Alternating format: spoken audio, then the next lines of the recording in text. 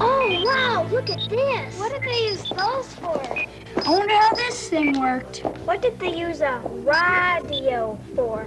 Oh, that's a radio. They used that for listening to programs in the mid-20th century. Why didn't they just use a comcap?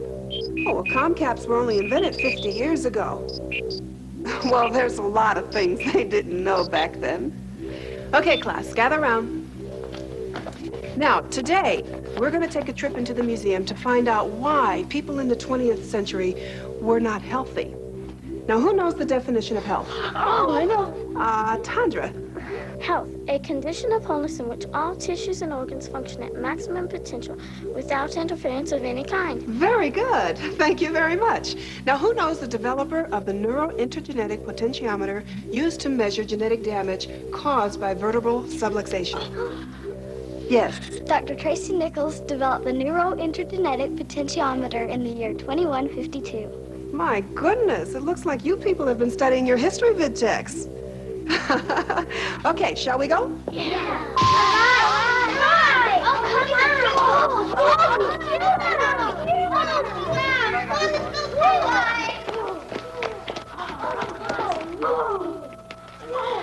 Don't get your fingers on the glass, everybody. Oh, gross. You see, these are all the different ways they had of healing people. Oh. What are leeches? They're little animals that suck your insides out.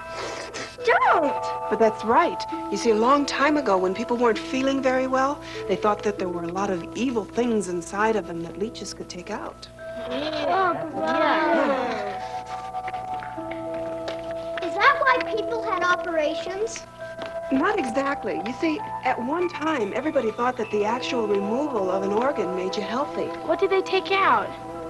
Tonsils, appendix, gallbladder. They even took out babies that way. That's right. But how can you be healthy if you don't have all your organs? Well, you see, that was before they knew what being healthy really meant. Hey, look, a vertebral subluxation.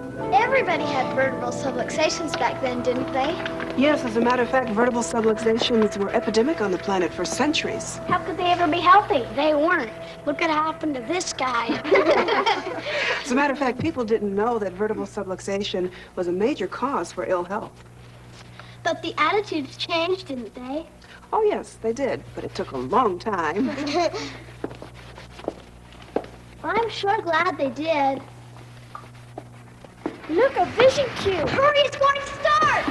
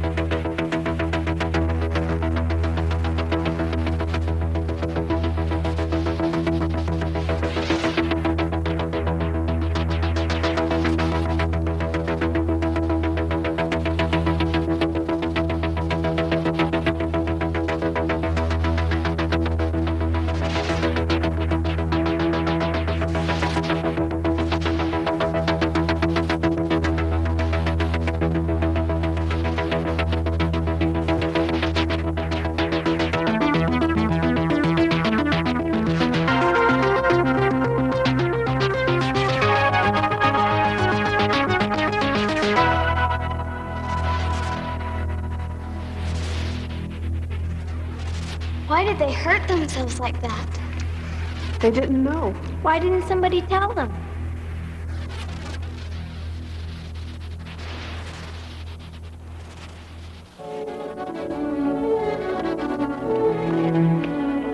Oh, the next display is the Hall of Truth, so while we're waiting for the hologram to recycle, why don't we just take a look at some of the scientists we're going to be seeing today? Suzanne Arms! Dr. Pro! At home in core memory, I have several images of Dr. Perot in his laboratory. Really? Come on, you guys. It's ready. Is everybody ready to be the jury? Yeah! Okay, let's go. This is supposed to be a really good hologram. You are about to witness a holographic recreation of an important scientific discourse that occurred in the early 21st century. The witnesses are the actual authors, researchers, X-ray specialists, and scientists. They represent a wide range of technical expertise and specialties. Share in the birth of contemporary second millennium health attitudes.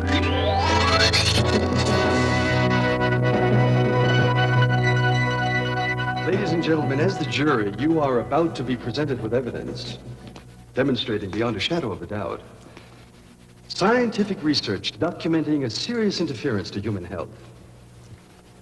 We've begun to solve the more serious problems that face us: air pollution, starvation, and nuclear war. But the severe damage of vertebral subluxation to our nervous systems and health potential has not been eliminated. Uniquely qualified scientists will show the devastating consequences of vertebral subluxations. Your Honor, the scientific and academic credentials of my final witnesses are included in my brief. Yes, I've reviewed them. They've all been certified and calibrated. Call your first witness and we'll conclude these proceedings. Thank you. Have Suzanne Arms placed. Miss Arms, the inborn potential every human has to be healthy is a well-known fact. Each of us was given a genetic blueprint to be healthy and normal, as long as there is no interference. And Interference? Well, yes, sir. Yes, I will show how a child's introduction into this world is through an unnecessarily violent process that produces many interferences, including our first vertebral subluxation. Counselor, define your terms. You're using interference and vertebral subluxation interchangeably. Oh, well, yes, sir, yes, sir. They are in some ways. You see, a vertebral subluxation is the improper motion of position of spinal bones, subjecting our spinal cord and nerve roots to pressure and irritation, interfering with function and health. Very well. Begin your examination. Thank you, sir. Miss Arms, you've studied the birth process as practiced in the civilized world. Well, I wouldn't exactly call it civilized. First, we teach women that birth is dangerous, that only science and technology can make it safe. We place her in a hospital, in bed, hooked up to an IV drip and an electronic fetal monitor. Hospitals are run on schedules, but labor and birth take their own time and have their own rhythm. So we start labor artificially and speed it up with drugs, and more drugs are given, drugs that have known side effects that can cause even permanent damage to the infant. Labor is rushed, delivery is forced. The umbilical cord is prematurely cut, severing the infant's connection to its mother's oxygen supply. And as if that weren't enough, we then, at this very crucial introduction to life outside the womb, separate our babies from their mothers. First physical trauma, then psychological. There's something especially disturbing to me. So many babies are forcefully pulled from their mothers' bodies today, like this, by cesarean surgery, by forceps, by hands seeking to rush nature or having to interfere because of the problems caused by intervention. Our babies are subjected to one intervention after another and tremendous force. Some research has actually linked learning problems, stillbirth, and even crib death to the damage done to the baby's spine and nervous system in birth. But, Your Honor, if I could say something here, it's really not birth that should be on trial. It's what we've done to birth. So what you're saying is the birth process is an essential part of human development, but our insensitivity to the environment... Counselor, you're leading the witness. If what you mean is that we create an attitude toward the body that ignores that the mother and the baby are part of a whole integral system, yes. And we go on ignoring the damages and the harmful effects of our way of birth because the damage might be subtle and not immediately seen. Exactly. And this attitude can set the stage for a lifestyle of abuse to our spines and our nervous systems that's destructive to our well-being. I think that many of the problems that we see later in life begin and are set in motion at birth. Thank you. No further questions. What we've uncovered here, Your Honor, is that our first vertebral subluxations are often caused by the birth process. Now, to demonstrate the severity of the vertebral subluxation complex, I would like to place Dr. Ronald Perot. Dr. Perot is working with Sloan Kettering on cancer research. Yes, exactly. And while conducting his research, he uncovered information important to our discussion here. Very well.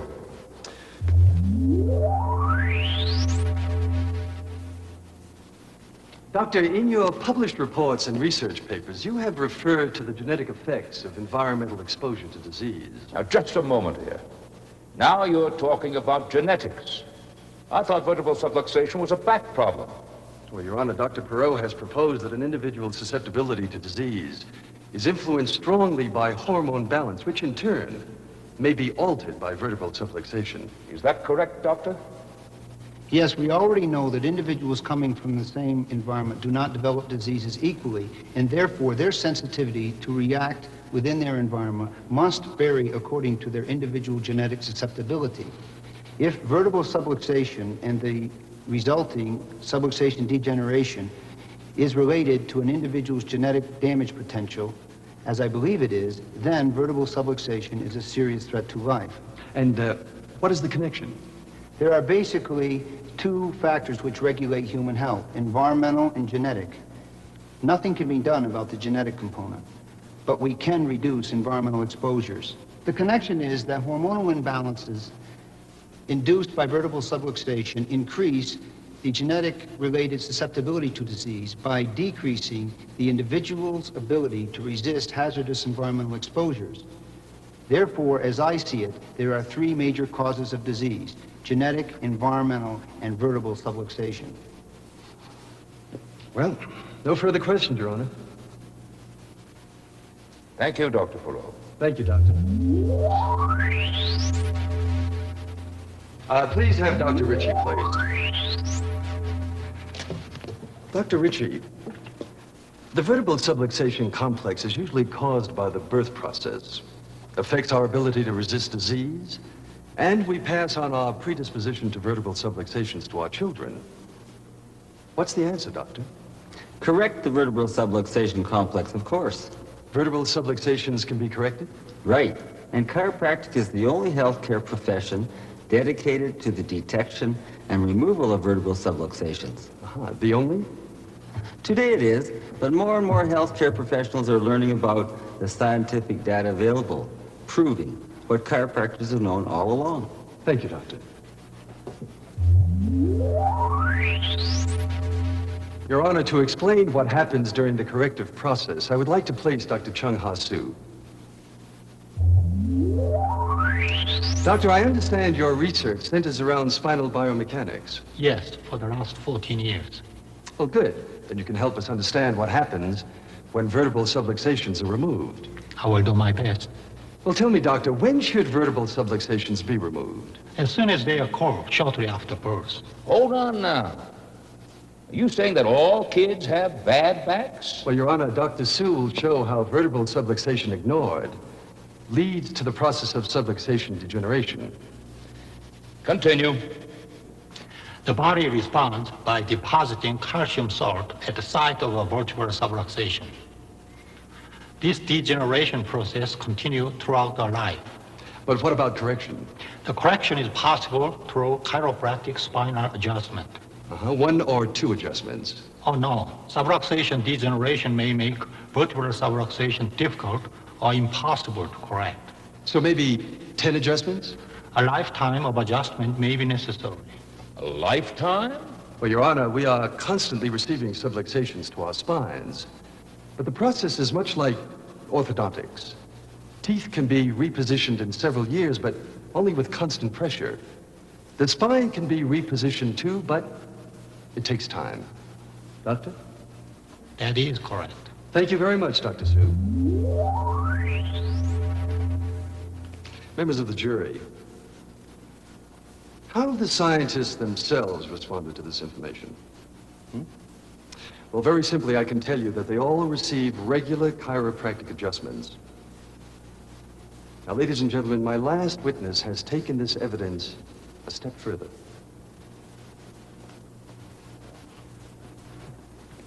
Please, Professor John Steger.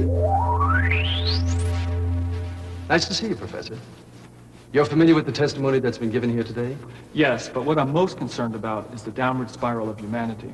Oh, Professor, these proceedings are dedicated to the illumination of scientific testimony regarding vertebral subluxation. Well, the witness is placing vertebral subluxation in context with other problems that we face on this planet, Your Honor. Very well. Continue, Professor Steger. Take an average day in the lifetime of a human being living in an industrial society.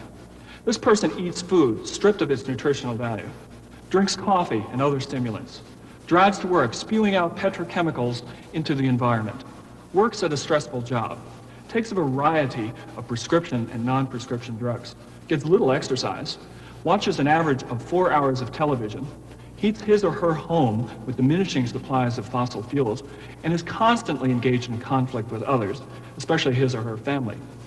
Now multiply the individual's dilemma by the 4.5 billion people on this planet with limited resources, and you have a problem.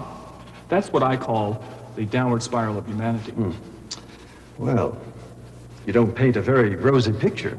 Well, maybe you and I can't single-handedly eliminate all the sources of interference to world peace, or food distribution, or interferences to the environment. I remind you, Professor, today's proceedings concern vertebral subluxation. Your Honor, vertebral subluxation is one of the interferences that you and I and everyone can immediately identify and participate in its elimination. And that will solve all of our problems. It's not the only solution, but it's part of the solution. Thank you, Professor. Thank you very much.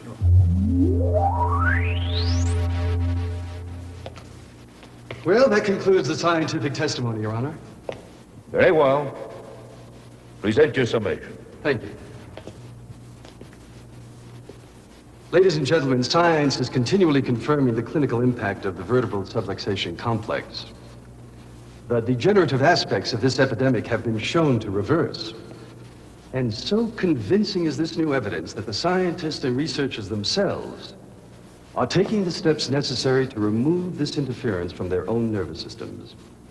So as you weigh the evidence, I think you will concur with me that the removal of the vertebral subluxation complex can be an exciting personal statement of your commitment to better health and a better world. Thank you very much.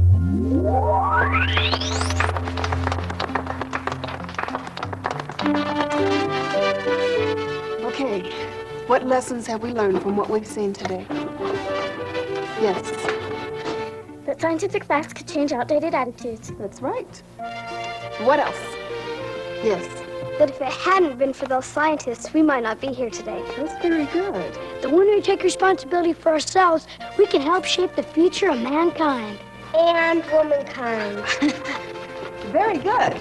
So what do you say we see the rest of the exhibits? Yeah! Okay, let's go.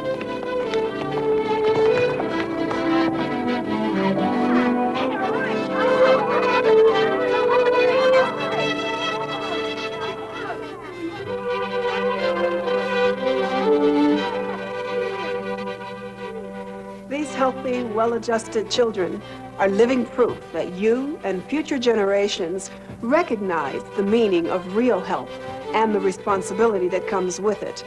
You have seen an exciting look into the future where chiropractic is playing such a big part in the healthcare sciences. Now don't forget the part that you play. See that every member of your family receives adjustments to remove the source of the most common interference to health, vertebral subluxation. What about your friends? Introduce them to the opportunity to see and learn, and then let them decide for themselves what's best for them. And of course, don't forget to keep your own appointments. You know, we face some pretty big challenges on this planet.